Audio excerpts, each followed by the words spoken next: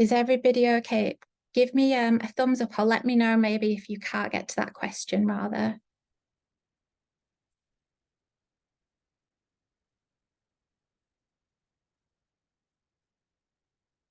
Can everyone see question 1? Perfect. So you'll have a few choices to add some words in there about what climate change is looking like where you are in the world. Feel free to put several responses. When you submit, I'm not sure if you'll be able to resubmit again. So if not, and you've got more to share, do drop that in the chat. And then let me know when you're ready for me to move on to the second question. Just give me a thumbs up to let me know you've had enough time to fill out question 1.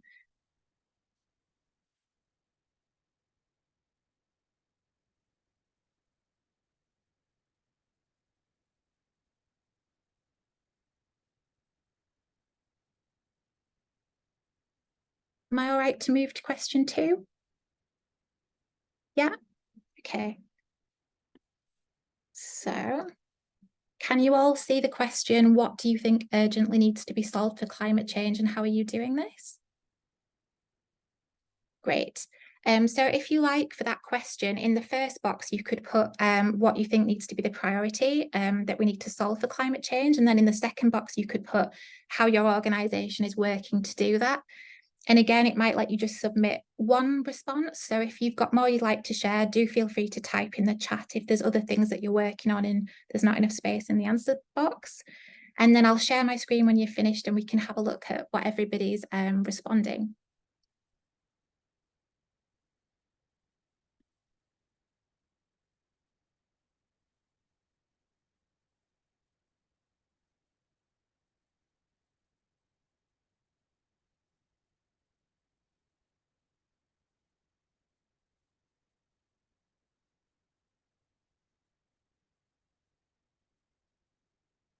Give me a thumbs up when you've filled out question 2.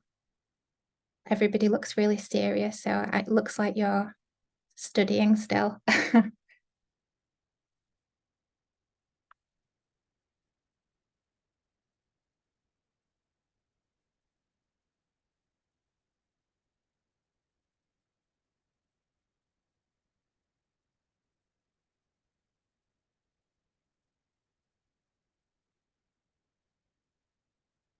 Have you all had enough time? Would you like a bit more time? Okay, let me share my screen then. We can have a look at what everyone has responded. So you should be able to see the responses for the first question on the screen.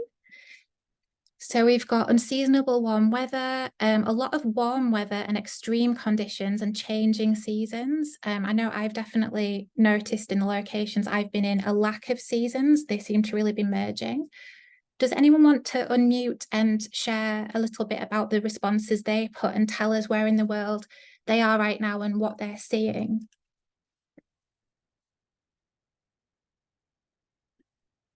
Feel free to just unmute or write in the chat, or I'll just pick on someone. I'll go. Yeah, go. No, go ahead. No, please go on. I was going to say, I'm in New York City, and a few weeks ago we had a crazy rainstorm that was like more rain than Hurricane Sandy in a day, and we didn't know what was going to happen. So I think, and our team in Zambia, I think the rains still haven't come consistently, and it's been a really big dry spell into December. So from like across the globe, I think we're seeing different things. That's what I've seen. Thank you. Yeah, and a lot of people are reliant on certain weather conditions for, harvesting and livelihood. So it goes beyond just as having some bad weather. It really has serious repercussions. So thank you for sharing. Does anyone else want to share what they're seeing where they are currently? Jay, would you like to, please? Sure. I can share two. One is where I am right now, which is in London, but it's very chilly. It's like a refrigerator feeling. So for me, and a few months back when I was in Chitral, Upper Chitral in the north of Pakistan, I saw heavy flooding and literally, and that's very crazy because all the entire communities who were living for maybe 100 years but they had to move in the past decade or so. So there's a huge climatic shift over there where I was coming from. Yeah. Does anyone else want to share? I'll move to share our second question. Okay. Hi, everyone. Hi.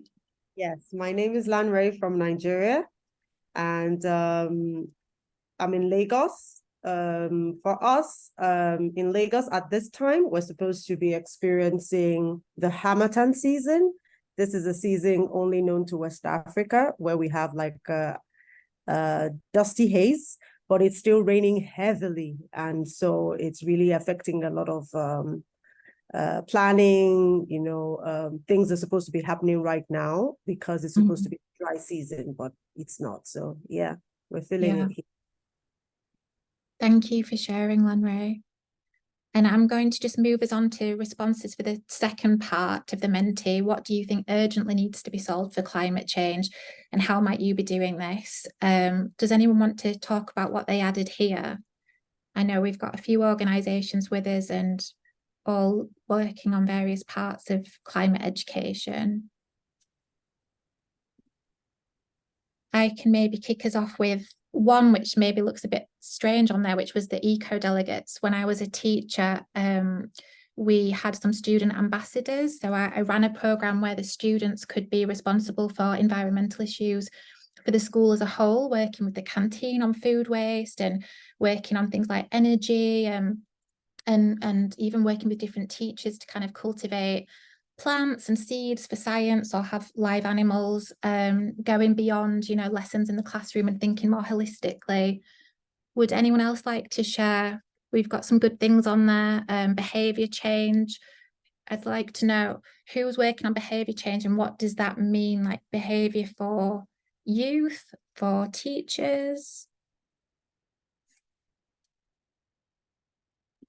Yeah, I think that was my addition. So I'll be talking a bit more about it later. But yeah, definitely think that behaviour change is a really important part of what education can support young people with. And that is maybe initially with young people that you're directly reaching, but then there's a sort of multiplier effect of the behaviour change that they can influence with their families and communities as well. Yeah, thank you. And I know we've got pollution on there too, and air quality. And when I lived in London and Paris, that was like quite a keen issue, the quality of the air. Sometimes we don't necessarily think about things like that. We're more thinking about, the stereotypical images of climate change that we've seen for a long time that have maybe not resonated with everyone. Does anyone want to share before I move on? Anything else? Okay. Well, I think that was useful because we were able to just gauge a little bit about different locations and what climate change looks like, because it does look different for everyone. And I'm going to share my screen again to take us back into my slides, because I now would like to hand over to our hosts today. We are really lucky to be joined by Peas and Earth Warriors. So for about the next half an hour or so, just over actually, we've gained some time. So Shweta and Francesca, you can take a few extra minutes. We were trying to do our timings at the beginning there. But I'll start by handing over to Peas. We've got Francesca Horn, Education and Partnerships Lead, and Amosi Chapasi, School Network Senior Manager for Peas Zambia.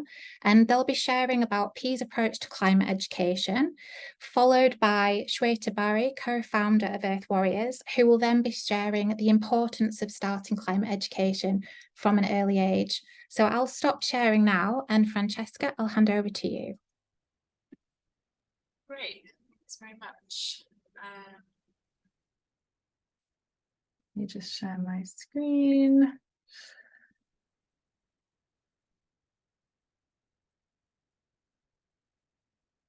Can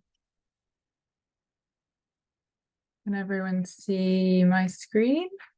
And is it in the presenter mode? Great.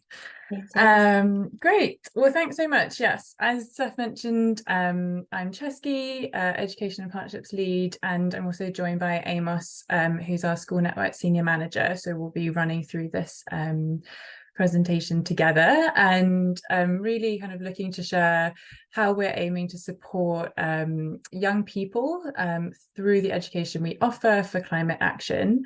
So we'll start off with a quick introduction about Peas. I think there's a few familiar faces on the calls and a few Peas people in the room, but for those that don't know Peas, we are a not-for-profit organisation that exists to expand access to inclusive quality secondary education across sub-Saharan Africa. And we do this by building and running secondary schools in remote rural areas of Uganda and Zambia, and working with governments to strengthen education quality and access in partner schools in Uganda, Zambia, and Ghana. We have 15 years of experience running great secondary schools, and evidence shows that our students come from poorer households and make faster learning progress, and that our girls are more confident and better equipped for life after school.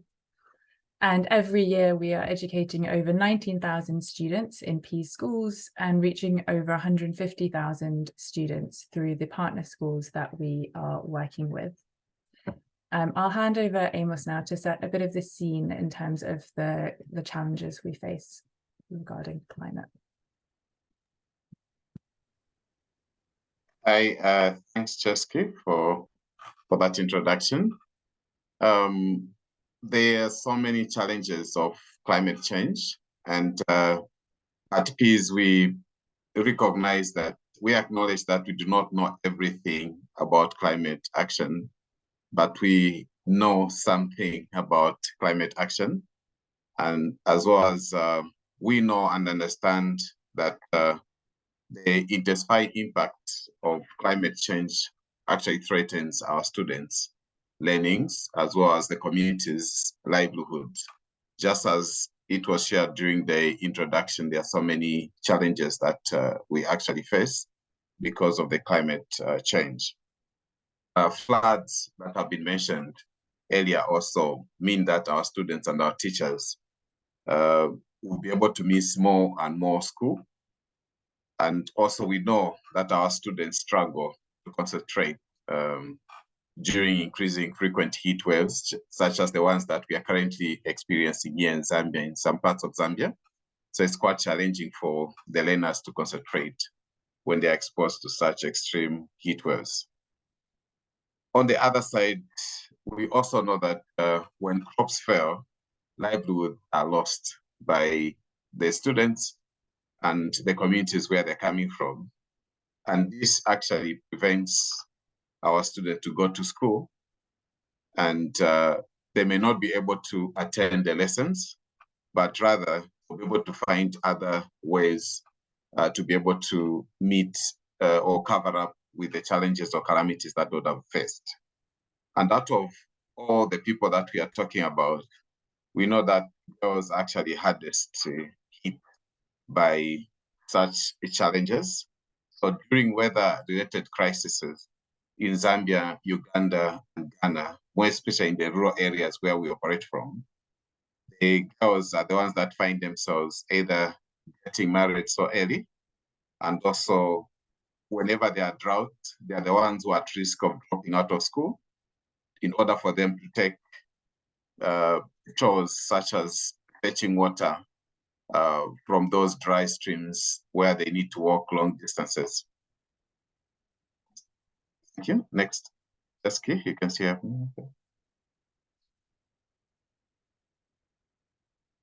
Yeah, so the challenges that we have highlighted, Peas' solution to these challenges is secondary education.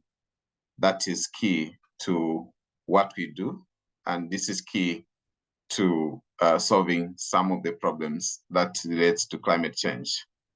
And this is the reason, this is so because we know that secondary education, particularly for girls, is one of the most powerful yet overlooked ways to mitigate against weather-related disasters and also adapt to the long-term effects of climate change. So rarely do people look at secondary education being the key to solving some of these climate change related challenges. With peace, secondary education is seen as a tool that empowers adolescents with relevant skills, information, and agents to lead climate action and responding to the effects of climate change. It is through secondary education that adolescents will be able to respond to these matters. So this includes ensuring young people know how to protect themselves and their families, and also empowering these young people to be able to run climate smart farms or businesses, as well as empowering them with knowledge and skills in order for them to advocate for changes in their communities. So evidence shows that quality secondary education increases communities' adaptability and resiliency to climate disasters, particularly when girls receive that education. So when girls are empowered, they are able to ensure that they are able to become resilient. So that is because girls and women in low-income communities are closest to the levers for behavior change, as Chesky mentioned initially, and should be able to talk more about behavior change. And we know that whenever they are affected, as I indicated, you see that mostly it is girls and women that will find themselves collecting water, and also they're the ones that participate mainly in cooking habits, as well as ensuring that they take a lead in the farming project. Next.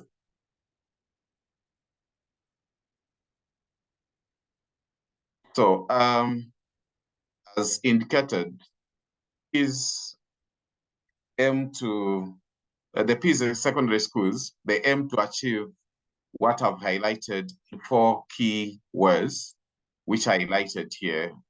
Number 1, the education for understanding and behavioral change, the education for agency and collective activism, education and skilling for a just transition to a greener economy, education infrastructure that builds a resilient communities. We'll be able to discuss more on how we are able to achieve the solutions that I've shared through these 4 areas. This could lead us to some, and then I'll be able to conclude on some of the areas I listed here. Chesky, back to you.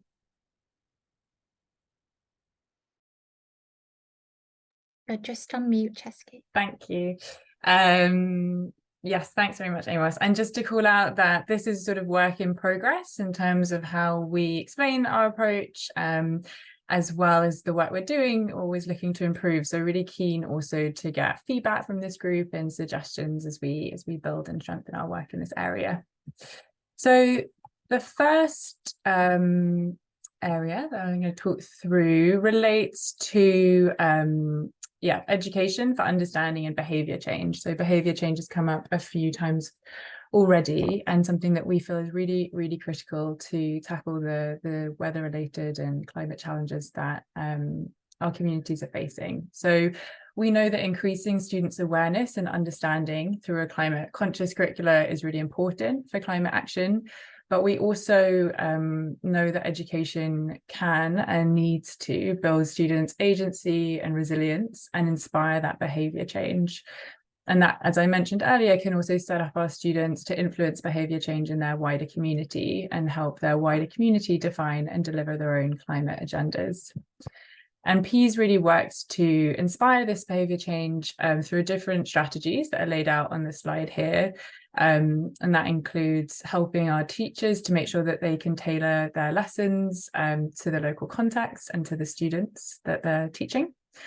All of our schools offer agricultural science as a subject, and we also build climate resilient schools, which can help to demonstrate positive adaptive practices within a community. And Amos will share a bit more on that later. But I wanted just to spend a bit more time on the sort of third bullet point here around student-led extracurricular activities. Evidence really shows that students getting involved in extracurricular activities is a great way for them to become more engaged in climate action, and that also that this can help to alleviate some of the pressures on teachers who are often stretched as well. So having those extracurricular opportunities particularly when those are student-led, can be a really nice opportunity for students to raise their awareness, but also take that local action, and often to connect more with their communities as well through those activities. And so that could include, for example, what happens at Peace Schools, which are climate action clubs, newspaper clubs, and debate clubs, where they might choose to focus on these topics or do local news pieces from the community about what's happening in the area around them and what can change in that environment. So a really well-run secondary school can provide those types of opportunities, which can support young people during their adolescence to get more engaged and create habits and behaviours that stick with them into adulthood. So our second area, which is education for agency and collective action. So I've just talked about how secondary schools can really help young people to increase their awareness and develop positive behaviours. But we also think that secondary education can equip students with the skills, confidence, and resilience to be agents of change in their households and communities. And this, as Amos has also mentioned, is really particularly important for girls. And it's also the evidence shows that female leaders are incredibly effective in conservation and protection efforts as well.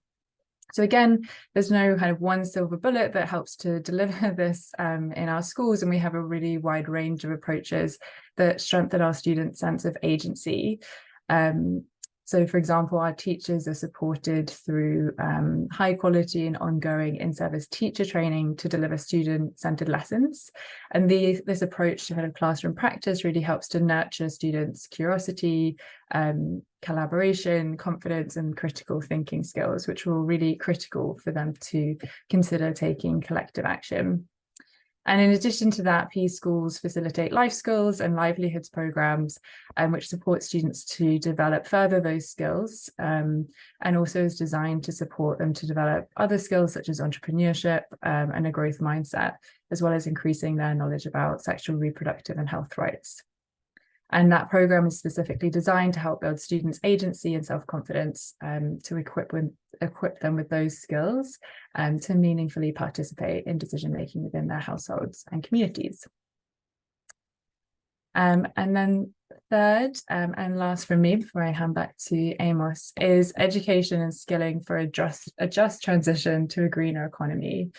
So as we take the steps needed to achieve a greener economy in the areas that we work, we also think it's incredibly important that we focus intentionally on justice and equity so that marginalised groups, particularly girls and young women and marginalised young people, are not excluded. And that means really helping them to develop the skills needed for a green economy, but also understanding kind of what opportunities are out there for them after secondary school. So we know that at Peace Schools, we're enrolling more girls than average. Our girls feel safer in our schools, learn faster, and develop more relevant skills, as well as make more successful transitions than peers at other schools. And so one key area that I'll just pull out from this slide for the sake of time is the gender sensitive career guidance. So all of our schools provide all of our students with career guidance, but particularly support girls to think about how they can challenge norms and look at sectors that might be historically not inclusive to young women. So that's through counselling, but also through exposure to role models so that young people can really get a sense of their opportunities and the options available to them, particularly in the green economy as we move towards that. I will now hand over to Amos for the last area.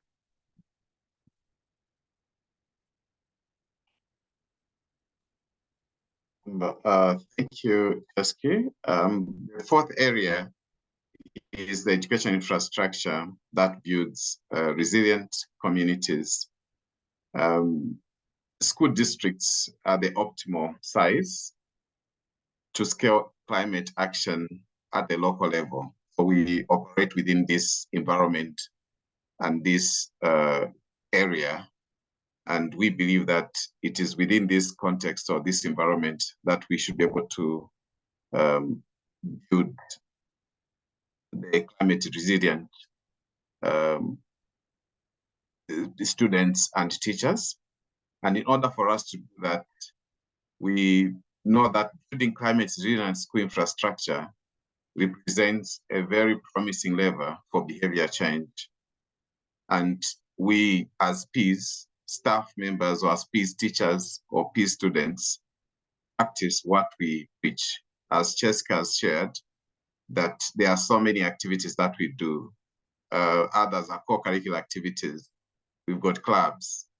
Now, as students learn agriculture science, we ensure that they're able to practice that which they learn. And throughout, we ensure that we model the behavior that we want the students to adapt and be able to live. For students, as they collect the rainwater, so as they collect the rainwater within the school environment, as they grow crops, and as they use peace buildings, they learn and share climate-friendly look, what climate-friendly initiatives looks like. As they learn them from the school, as they collect water or they harvest water, they'll be able to pass this to their communities or to their homes. As they grow crops within the school environment, they are also able to share the same behavior when they go into their communities where they're coming from, and the communities are able to learn from that. We ensure that we push ourselves to test innovative approaches to reduce the carbon footprint of building and running schools. So as I said, we actually practice what we preach, and this is what we are able to do. So apart from just building and running schools, we also include the practices such as the installation of the solar panel within the school premises, as well as the use of fuel efficient stoves. And we have also managed and maintained tree planting and have installed biodigester latrines in some schools. These are some of the practices or the efforts that we are able to make where the learners are expected to learn and be able to share some of these practices in their homes or in their communities. Apart from that, we also undertake careful planning to ensure school infrastructure will be adaptive to rising temperatures and extreme weather. As I hinted earlier on, some of the challenges is where our students are unable to learn properly because of the heat, extreme heat that they're exposed to due to climate related challenges. And then in drought affected areas, as I indicated, we established rainwater harvesting. So some of the schools have got rainwater harvesting facilities, and this will be able to ensure that effective, collection points of water is effected. So apart from that, during the construction, we ensure that there's effective ventilation of classroom blocks in order to manage some of the heat waves and to ensure that there's adequate ventilation into the classrooms, to ensure that students are able to concentrate and learn. In whatever we do, we also focus on protection. So our schools are community hubs that provide protection and also food security in the case of disaster, and also drawing community members into carbon smart construction planning and environmental conservation initiatives. So we have parent-teacher committees, and where parents are also welcome to come and interact with our school leaders and be able to learn from what is happening around our communities.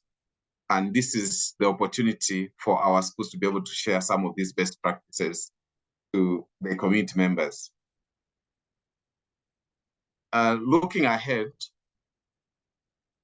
we desire to ensure that we're able to continue the expert consultations.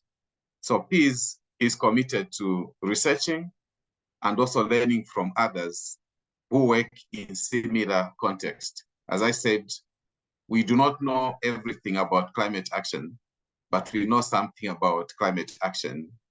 And we intend to continue engaging through consultation and research with other institutions or individuals that have gone ahead of us to learn in the similar context. So we are working at refining also our approach through a process of consultations with expert practitioners and researchers in the climate and education fields. So we have developed and designed our climate approach, which we are building on and will continue actually refining this approach. As we research and conduct consultations, we are willing actually to test some of these innovations. So we continue to test local climate solutions and carbon smart construction practices, such as the ones that I've highlighted, and also working to identify the best approaches to drive behavior change in our communities, because the community plays a very vital role in providing this secondary education and also ensuring that the behaviors that our learners adapt from school are able to be included.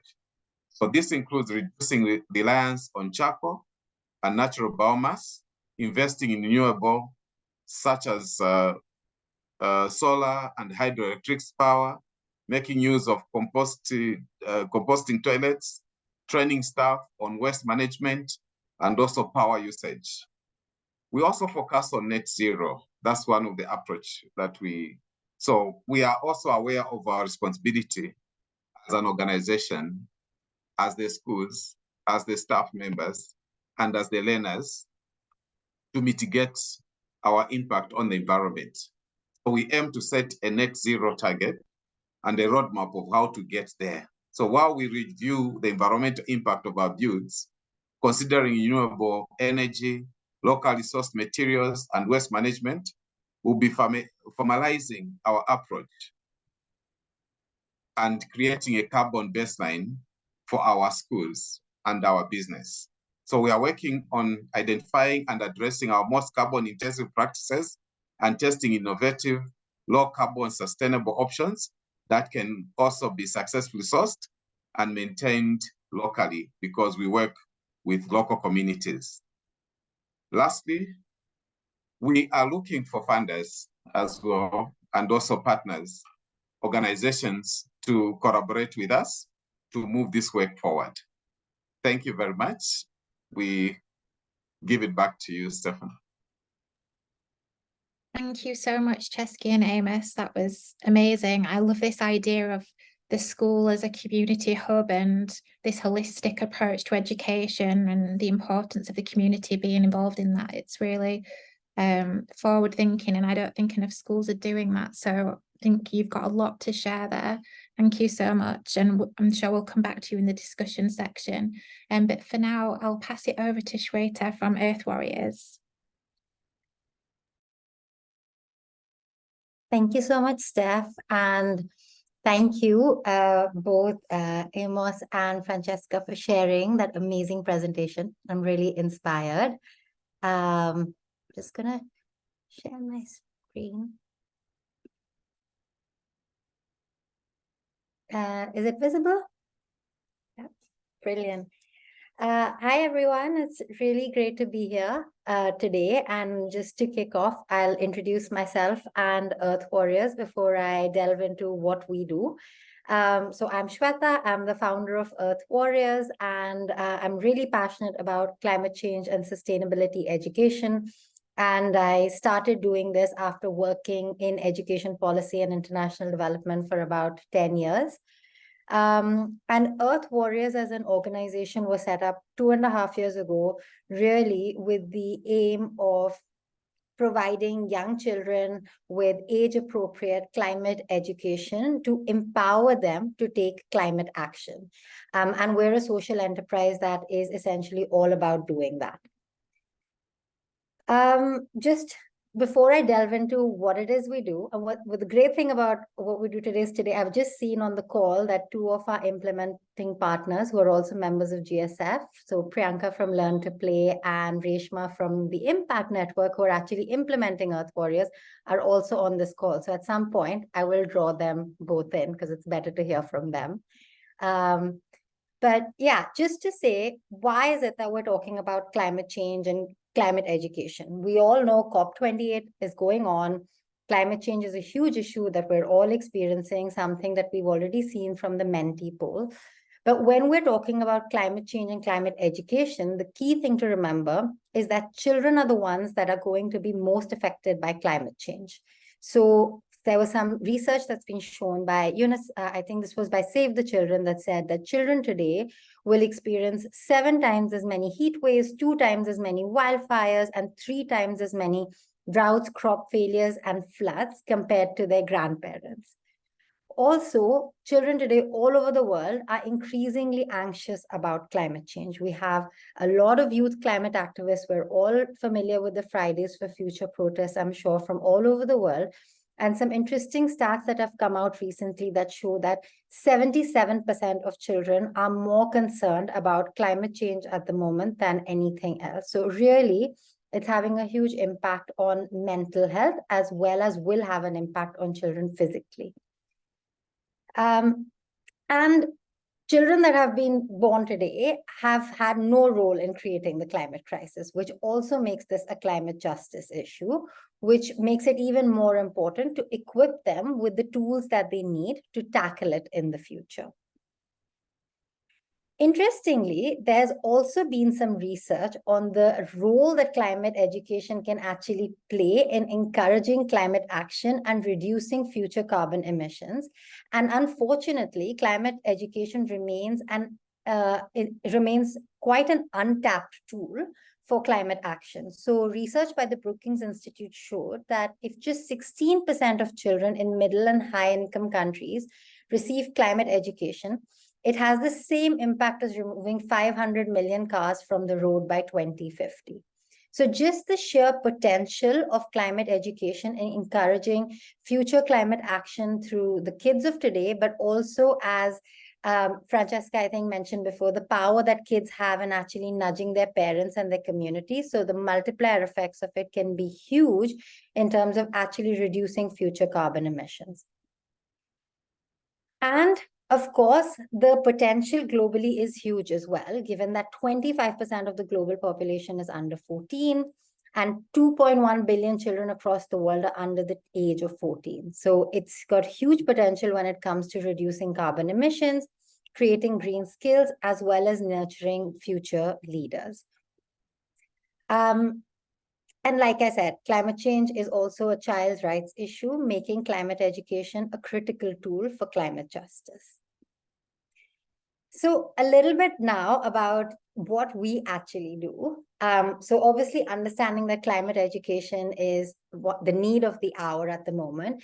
Earth Warriors really focuses on providing climate change and sustainability education resources for young children, particularly focused on kids between the ages of 3 to 11.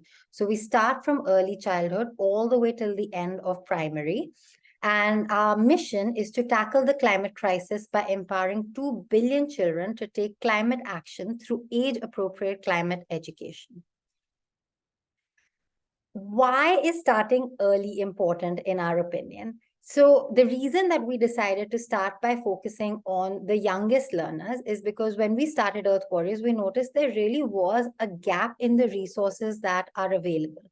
There are ad hoc resources that are available online. For example, a one-off lesson plan that you can download from WWF or NASA Kids, but nothing that comprehensively focuses on how do you introduce climate change and sustainability as a topic from the early years. And research by the Lancet shows that actually starting climate education and sustainability education young is what leads to the development of more responsible and responsive adults as they grow up, and also helps them build a lifelong bond with nature. So of course, what you're going to be teaching kids at an early age is not going to be really technical skills about climate change and green skills, but it's a lot more about building that lifelong love for nature and that bond with nature. And of course, early years, we all know that 90% of a child's brain develops before they're 5. So early years really helps sets the foundation for children to become more resilient and capable and independent adults. So what we provide is we essentially provide a series of services. So we have developed a climate education curriculum for children between the ages of 3 to 11, which includes a series of ready-to-use lesson plans that can just be implemented in any classroom across the world. And currently our climate education lessons are being implemented across 5 countries, the US, the UK, Botswana, Zambia, and India. Of course, we believe that teachers are the foundation for anything, and teachers need to be equipped to actually teach kids about these topics. And so teacher training is a critical component of what we offer. So schools that have subscribed to or are using our curriculum always receive teacher training before we start curriculum implementation, and also teachers receive support all through the implementation period as they require. And the third aspect that is a really important aspect of our work is the global community that we provide. So given our Earth Warriors and our schools and our teachers are spread across different countries, we also believe it's a really great opportunity for students to learn from each other, exchange ideas, build hope. And we run programs like our Pen Pal program every year that actually allows students to interact with each other and learn from each other from around the world. So we've got 2 versions of our curriculum. So we have a high resource and a low resource curriculum, and essentially we developed 2 versions so as to enable it to be implemented in a variety of different contexts. So the high resource curriculum is for schools that have access to technology and Wi-Fi and often are in more urban settings. And the low resource curriculum is for schools that don't have access to electricity and Wi-Fi and are often in more rural settings. A lot of the content, the base content is similar, but the way in which it is taught, the materials that are used, the examples that are used look quite different. And like I said, the next thing that we focus on a lot alongside is teacher training. And the reason for that is that there was some recent research that came out by UNESCO which said that 95% of teachers believe that it's important to teach about climate change, but less than 40% feel confident in teaching. And this I can confirm with my experience over the last 2.5 years, training teachers in different countries. And I'm sure Reshma and Priyanka can speak to this as well. Like, one of our biggest challenges has been actually training teachers on the topic, also because it's a topic that, a lot of our generation was not taught about in school. It wasn't included as part of pre-service teacher training. And so the kind of training that you have to provide for teachers in different contexts really varies. And because it is often seen as a scary and technical topic, it can be quite challenging for teachers to implement in classrooms. So the great thing has been that so far, the training that we've delivered has been successful. We've got some really good critical feedback as well that we've been incorporating. But 80% of teachers said that they felt more confident teaching students about climate change after receiving our trainings. And some of the other work that we do, we work with organizations to develop curriculum just for them and their schools. We also do a lot of workshops with schools. So for example, I'm going to talk about our project in Delhi, MCD schools later, where they didn't want to implement a full curriculum, but they did want to start with doing climate education workshops. So I think the thing that we've recognized is that climate education will look slightly different in different contexts based on what schools want, what governments are ready to do, timetables are packed, and we have to adapt our content to that, which is what we're doing. So I won't play this video. I'm not sure if we have time. If we have time, I'll play it later. But so far, we've been in 5 countries, trained over 3,000 teachers, and reached over 25,000 students. And that's something we're really proud of. We've been recognized by UNESCO for our innovative approach, and also been funded by National Geographic and the Harvard Mittal Foundation, which has been of great support. I'm going to quickly delve now into our approach. So I'd like to spend a bit of time now really discussing, what the basic pillars are on which our climate and sustainability education approach has been based, particularly when it comes to young kids. So our 4 main pillars that I will delve into. The first one was, of course, ensuring that ensuring that the content that we teach is really high quality, both from climate change and science perspective, but also from an age appropriateness perspective. So all of the resources that we develop are developed by teachers for teachers, and we get it peer reviewed by a climate change scientist as well as professors of education to make sure that things are really age appropriate. Because like I said, what you'll teach a 3-year-old is going to look very different from an 8-year-old versus a 15-year-old. And particularly depends on whether they know anything about climate change from their previous education or not. Second, and I'll delve into this a bit more, is really to have a empowering, positive, and solutions-focused approach. So really, if you simply teach kids about the science of climate change, it has no impact on climate action. And that is backed by research. What you really need is to teach the science of climate change, but also do it in a positive and solutions-focused way so that you're not encouraging eco-anxiety, but actually encouraging climate action in the future. And that is really key and has to run through any pedagogical approach, any content that is developed on climate education. Third, a feature of Earth Warriors and our curriculum is that we are globally scalable. So we have made sure that our content and our curriculum is such that it is flexible and contextual, and we really work with all organizations to make that happen, because like I said, it has to look different in different contexts. And fourth, our curriculum and everything we do when it comes to climate change education should be truly sustainable. So we practice what we preach. A lot of what we do is activity based, and none of that creates any waste. All of the activities are done using materials that are found in nature or materials that would otherwise be considered waste. So really like practicing what you preach in the classroom. And what I found like the most amazing about this is no matter what the context has been, whether it has been a private school classroom in London versus an MCD school in Delhi or a really rural community in Botswana, we have found innovative ways of doing the same activity using local materials, which has been awesome to see. So to delve a bit into the positive and empowering approach and how that's worked with our young kids. So for children in their early years and primary years, we've used a series of approaches, but essentially we've developed a set of characters. And kids have really loved learning through these characters. So we've taught them really complex topics.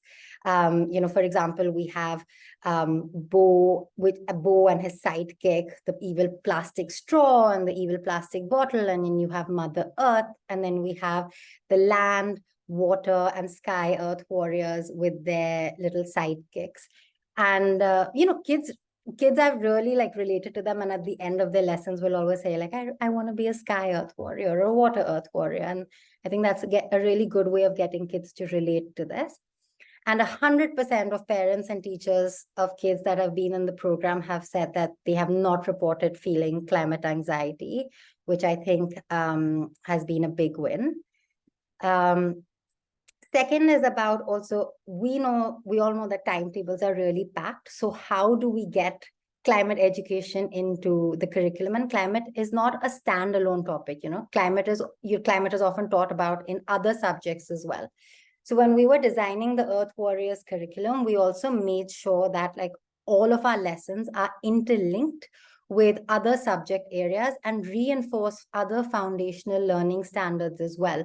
So, for example, we could be teaching a lesson on climate change, but we're also reinforcing foundational literacy because, we're asking kids to write a letter to their local MP. So there are many, many ways in which you could either, by using this approach and by connecting our lessons to other foundational learning standards, we created room.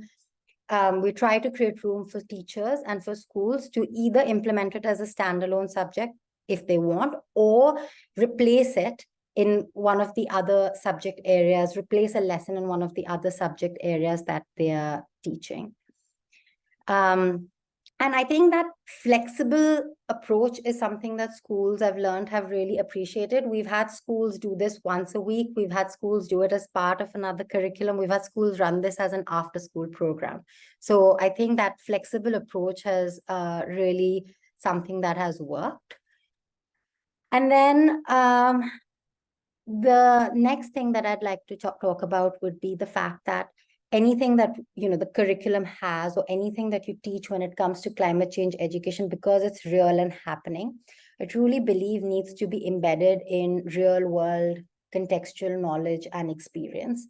So one part of this is really working, we have a plug and play curriculum, but we do work a lot with schools and teachers to make sure that it is contextualized to their local approach, to their local context. So, we support teachers to help them understand what kind of examples they could give to make it contextual for them. Or alternatively, organizations want to develop a curriculum that is contextual just for their context. So either approach works, but making sure that the examples that you're giving students are contextual is really important. And that's something that, we've really learned. Like, for example, in Delhi, where I am, recently, as sad as this is, children could really relate to the problem of air pollution, because schools have been shut for 2 weeks, were shut for 2 weeks because of severe air pollution in the city.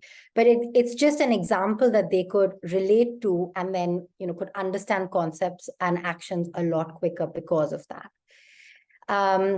And second is, to keep everything rooted in practical action. So what we do in our curriculum is that we encourage that all of the learning that is happening through the course of our modules actually culminates in a community and advocacy project, which essentially follows a project-based framework where a school and a classroom is asked to identify an issue in their local community and then actually apply their learnings to that.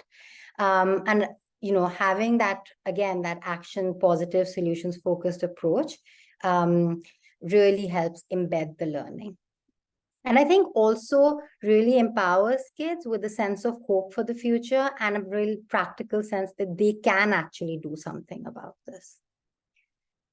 And this is just a slide showing you guys a quick example of the kind of DIY materials and activities. So these are nature paint brushes that have been created out of sticks and leaves. These are binoculars that have been created out of loo rolls. So really, like, quite innovative stuff can be done when we put our heads to it. And then I think we're on time, but I'm going to quickly go over this. So first, and Priyanka from Learn to Play is here. So a large part of the work we're doing, we're doing a big project in Botswana and Zambia that has been funded by Their World. And in Botswana, our curriculum is being implemented in early years centers that are run by Learn to Play and Mosaico, including one that's in the Wiki refugee camp.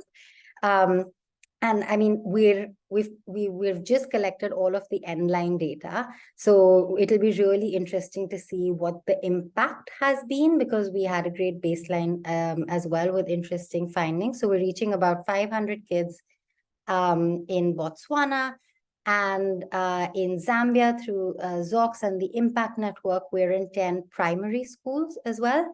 So different contexts, slightly different contexts, different age groups, but it's been really interesting to see how the curriculum has been implemented and adapted in both. And I would say two challenges that, or learnings really that have come out of it have been the one, needing to have resources and curriculum in local language is really important. And that is a learning that we've taken back. And two, again, has been the need for consistent teacher training, because the one-off teacher training we found was not sufficient, because also levels of knowledge varied a lot. So I think from both these regions, those were two key common learnings that came out. I don't know, Stephanie, if I can ask, I only have one slide left after this, but if I can ask Priyanka from Learn to Play or Reshma from Impact, I'm putting them on the spot, but if they had anything to say, since they're actually doing it, that would be fantastic if they wanted to add. of course. Sure, I'm happy to go ahead. This is Priyanka from Learn to Play. My video is not on just because my internet is a bit choppy. But the Earth Warriors program has been really incredible for us at Learn to Play on 2 levels. The first, as Shweta alluded to initially, was from our Mamapreneur training. So training our caregivers who, when Shweta and Kea actually visited Botswana and interviewed them about, do you know what climate change is? They'd never heard of the term, but when they explained the concept, every single facilitator or educator said, oh my God, yes, this impacts my daily life, and was able to have real examples of why their lives are being so deeply impacted by climate change. And then when asked the question, so what do you think we should do about it? How do we think we should teach our children? They actually had no idea. So the Earth Warriors program has given them the confidence, the tools, the resources, and the ability to teach children about really difficult concepts, not just for the children, but for the adults themselves to grapple with in such a child-friendly and playful way, which is really in line with our ethos at Learn to Play. But more than that, it's given these children this ownership of, I can do something. They really feel confident that they too can contribute to problems in the world and not just feel miserable about them. And actually, on a very personal note, my son went through the Earth Warriors program, and he's, he hasn't done it for 1.5 years because he's now in a different school, but he still uses the term, I'm an Earth Warrior. So it really gave them a strong sense of identity, of confidence that, I actually am, I have a part to play in doing this. And so that's really commendable about the level of activities in the program.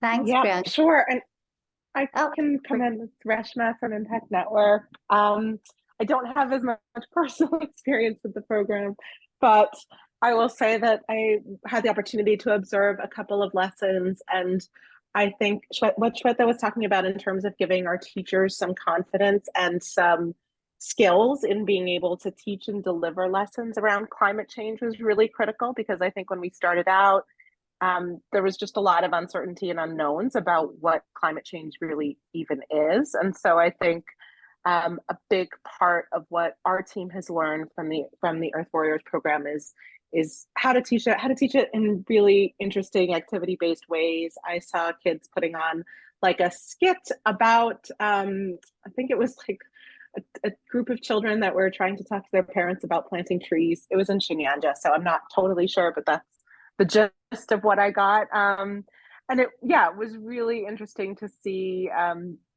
students be really focused and excited on this. I think we were also able to integrate it with other programs that we do. We do like a Go Green Recycling Day. We do tree planting programs in the communities that we work. And so there was natural opportunities to integrate the Earth Warrior programs with what we already do as well, which we liked.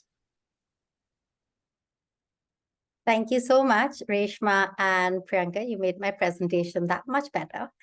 And just to end, this is another project, the last project that I'd like to spotlight. This is actually one of our first experiences working directly with the government on trying to implement climate education.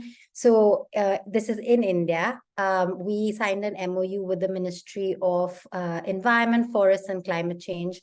Learned that it's actually quite difficult to get interministerial coordination on this topic. And so the best we could do is that they were excited about it, but we needed to start off using more of a workshop approach.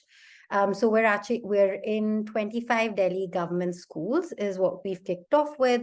We're doing teacher training with all of the teachers of classes 3, 4, 5. So students between the ages of, teachers of students between the ages of 8 and 11.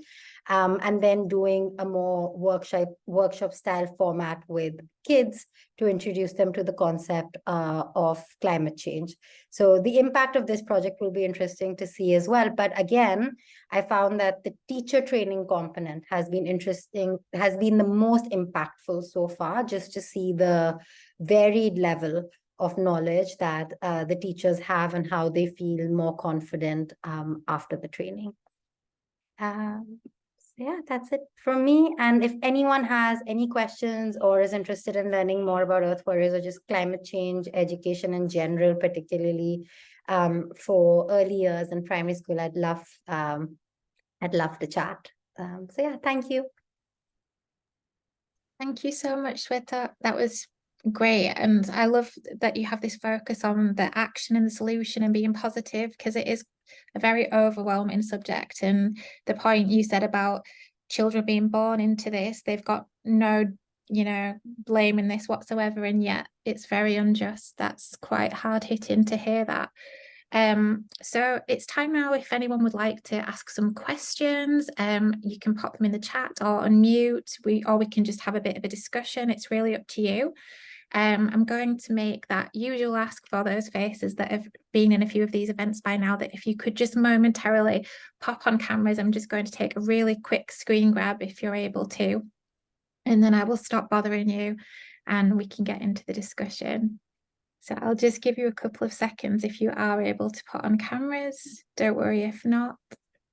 Thank you.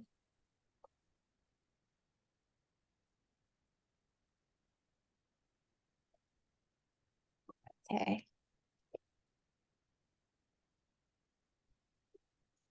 Thank you. So does anyone want to kick us off with a question or a discussion point? Or if anyone who's attending, does anyone want to share anything that they're working on, any similarities between your work, Pea's work, Earth Warriors work? I'll have a look at the chat just in case.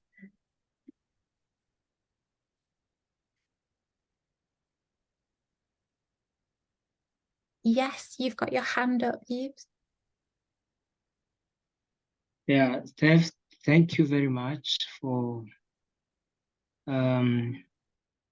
giving us this time. First of all, I want to thank the two presenters, Pea's and Earth Warriors, for the great job they are doing in order to fight against climate change. It was very interesting and inspiring to follow what they are doing in different areas. But I have a question to both of them. It's a concern I had after following their presentation. Actually, I don't see, or I didn't catch well the link between the knowledge acquired at school and the impact it has to provide to the communities. As we all know, students may acquire knowledge, or they may develop a lot of strategies that are climate change. But if there is no strategy set up to ensure this knowledge are transferred to the communities and used, I don't see the great impact this can offer or provide. So I want to know, what are the strategies Earth Warriors and Pea's have developed in order to ensure that skills learned at school are transferred to the community and they are being making changes and impact. And in addition to that, I want to understand how Pea's and Earth Warriors can evaluate the impact their work is doing into the community.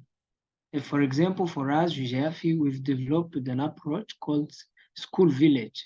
This is an approach that helps us to understand the work that is being done in the community by our students. We even give them as a task to do, and in return, we pay them, we give them marks if they did well or not.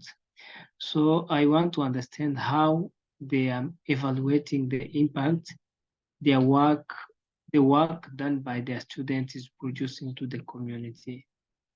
Thank you very much. I think I've made myself clear.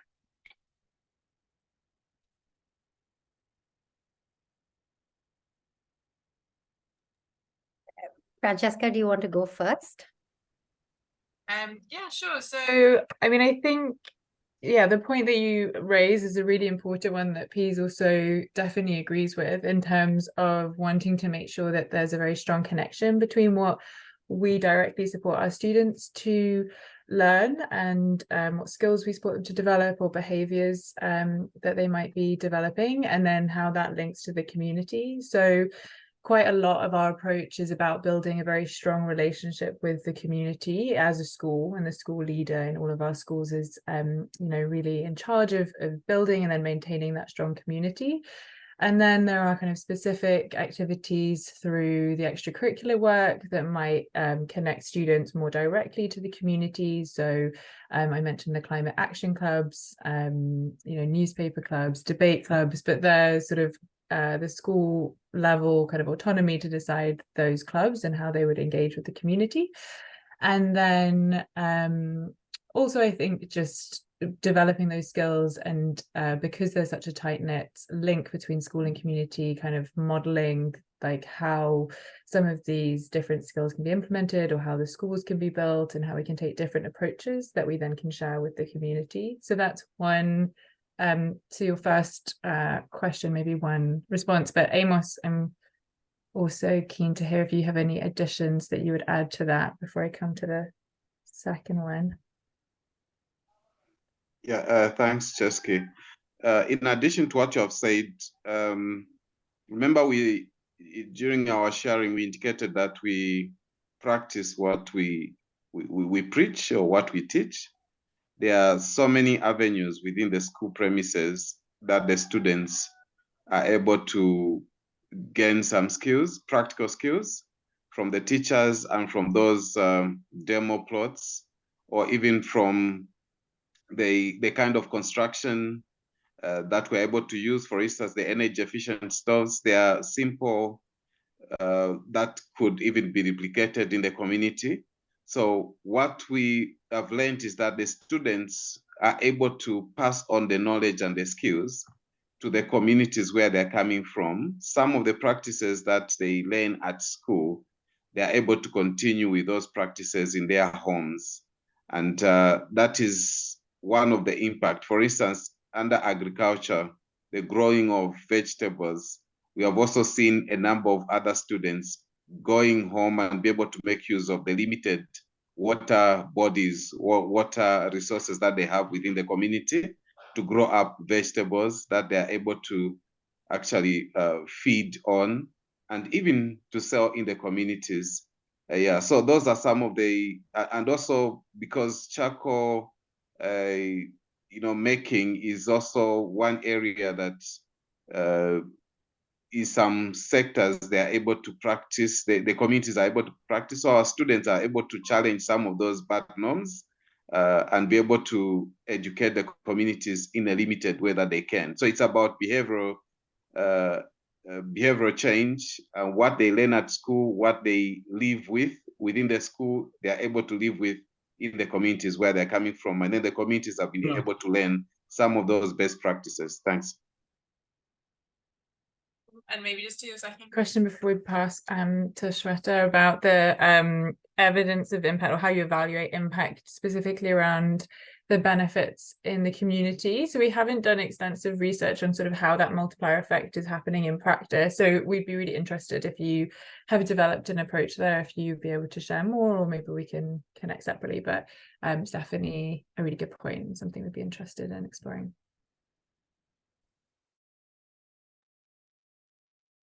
Thank you. So just to quickly answer your point, I think it's such a great point about thinking of the impact that it has and how we can encourage it to have long-term impact in the community. And the ways in which we've tried to do it at Earth Warriors that I have spoken about were, one, we've really tried to, using our positive solutions focused approach, we really teach students we try and teach them leadership and advocacy skills. So that is a key part of the approach. So encouraging students to speak to members of their community, speak to community members or people that are in positions of power, or even their own families, to make small changes at home is something that we actively encourage and try and help students build the confidence to do.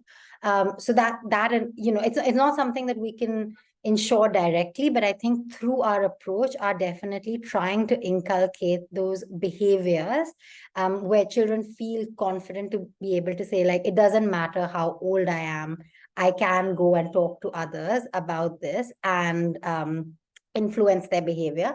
And anecdotally, I think we have heard of many instances where teachers have come back and said that, parents have reported that, students have said, my kids are saying, don't use plastic at home or switch off the lights, or why are we taking flights when we know flights are contributing to carbon emissions. So we have anecdotal evidence that, it does work. But in terms of actually collecting impact data on the community, other than using a more qualitative, the approach that we use now is a more qualitative approach of asking teachers for feedback on whether, parents have come back and said anything, or what students have come back and reported in the classroom. But I agree that there should be a better way of measuring that. And I think as climate education programs become bigger and the scope of what we do become bigger, and there's more money for like proper impact evaluations, hopefully those community surveys should also be a part of that. So far our impact measurement has been a lot more focused on interviewing teachers and also interviewing students to see what they've learned.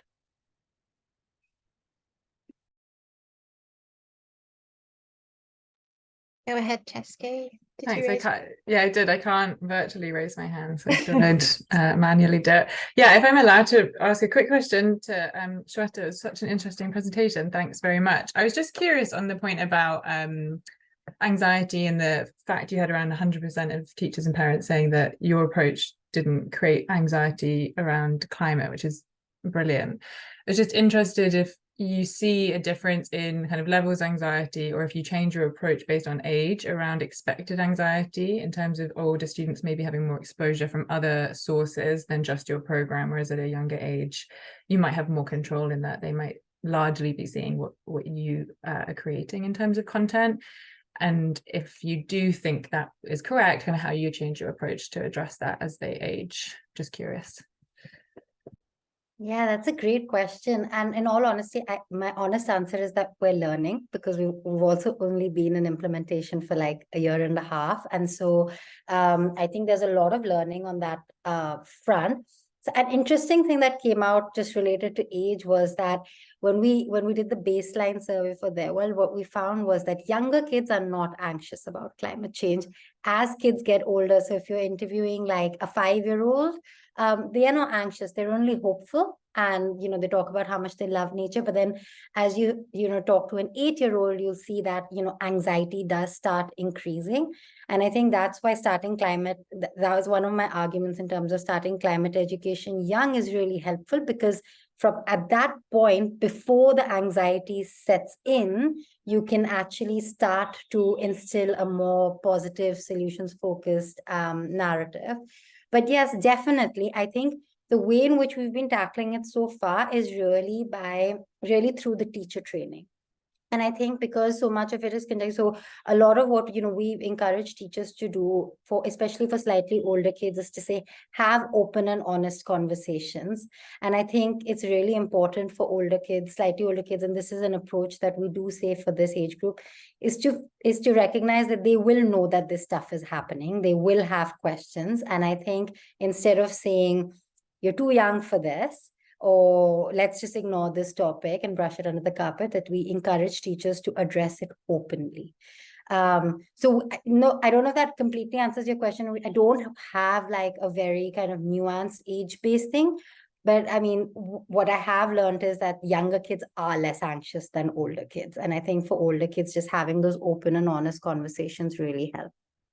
Yeah, thanks. That's definitely. Well, we work with adolescents, so it's kind of our experience, but interesting to see how that changes through EC to primary. But yeah, thank you. Jay, did you have a question? Yeah, thank you, Amos, Chesky, and Shweta. This is really incredible. I wanted to ask, so the thematic areas I'm picking up from both when you were speaking was there's a lot of modeling involved. There's a lot of collective enabling and collective action also involved, whereby the community is being engaged. And there's a curriculum shift, which is also involved in there by the teacher training. I'm seeing these three patterns. One, the question from Peace once is that, given generally when we talk about remote context, we see it as a burdened context in terms of having less access to technology, so on and so forth. We see it as a limiting context many a times. In the context of climate change and the education for climate change, what is the narrative around it? Was it easier to do climate change work in a remote context, or is it would have been same in an urban or a remote? That's a question from Peace. From Shweta, the question would be more about the teacher training part of it. Like, because teachers are already burdened with so many roles and responsibility, climate change is another education model altogether. How do you navigate that with the teacher, but also with the school systems when you're bringing a different curriculum while they're already working on so many other aspects? And SEL is also so new for them to be integrated within foundational learning, now climate change as well.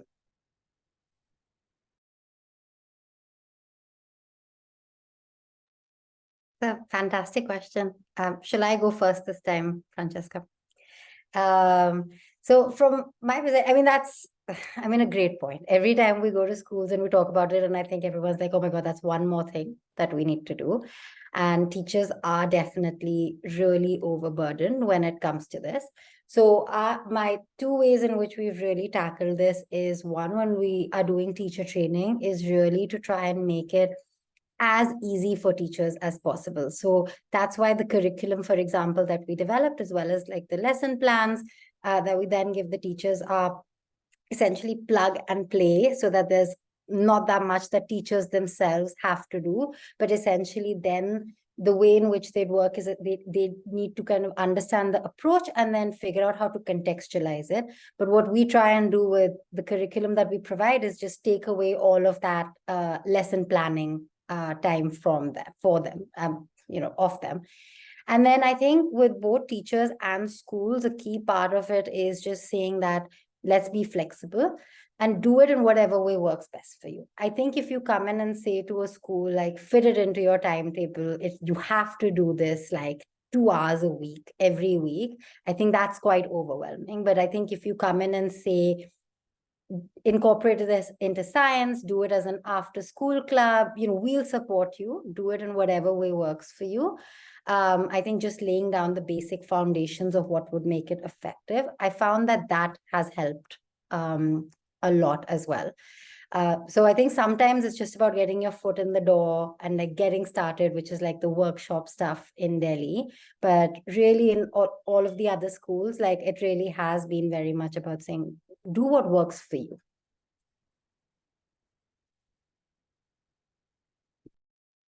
Yeah, and thanks so much for the question as well. Amos, I don't know if you want to start with this one, or you'd like me to start.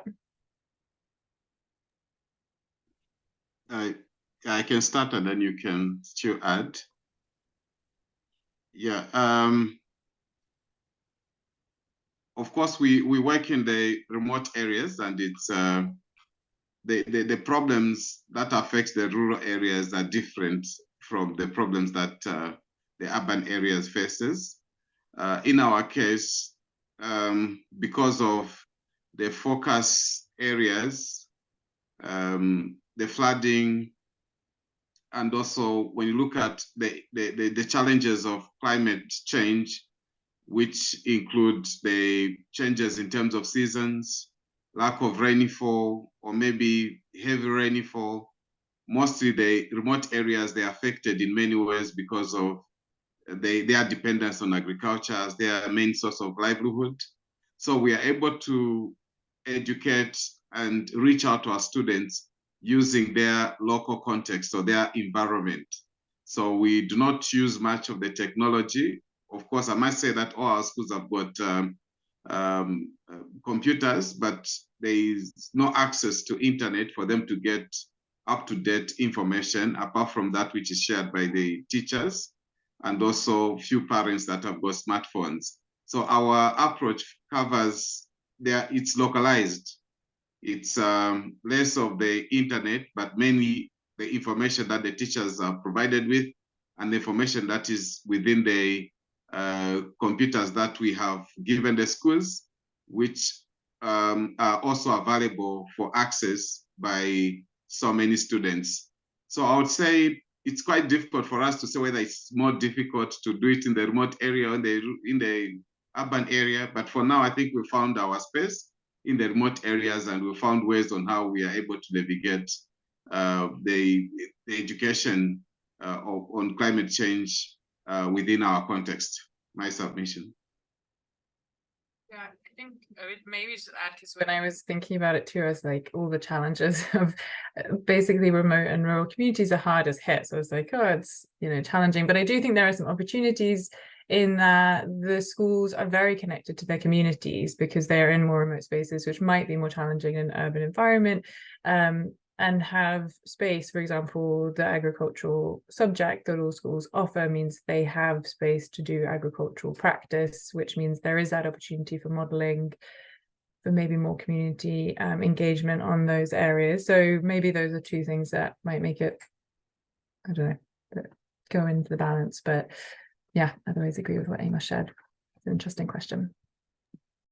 Thanks, everyone. I know Priyanka's got her hand up, so I'm going to pass to Priyanka for the final question to wrap us up. And I've just put in the chat contact details for following up with people, including myself. And just a reminder that look out in our newsletter for future events, and we hope to see you at one soon. Priyanka, I'll let you close it down by asking your question. And maybe as Priyanka asks that question, if I could just ask people as well to fill out the poll that is going to be appearing on your screen. Thank you so much. Over to you, Priyanka. So thank you everyone for such interesting presentations. So my question is, since climate education is a very new and emerging field, from a practitioner's perspective, what would you say are the most immediate areas of research that can better inform climate sensitive programming and implementation?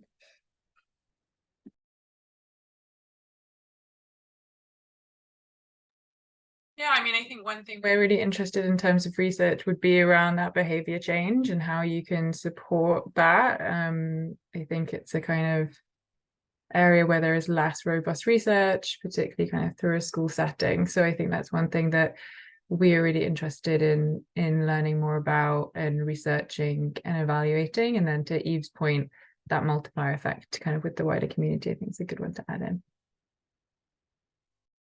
Yeah, I was gonna say, I think a lot more research on, you know, the impact of climate education is probably what is needed at this point. I think there's a lot of people advocating for it. We know that it is probably important, but other than, I think, that Brookings Institute study, there's not much evidence out there actually linking climate education to climate action. We just know logically it should happen. And, you know, we have anecdotal evidence.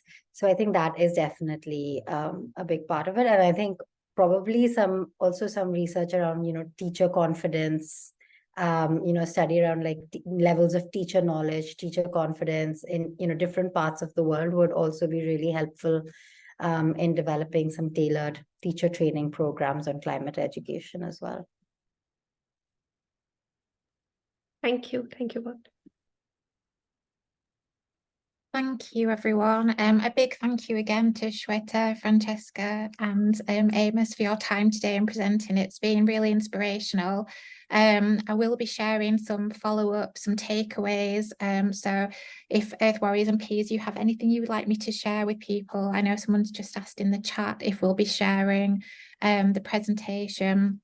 I'll be sharing top lines, but if Shweta and Chesky, you want to share any slides, I'm happy to share those out as well.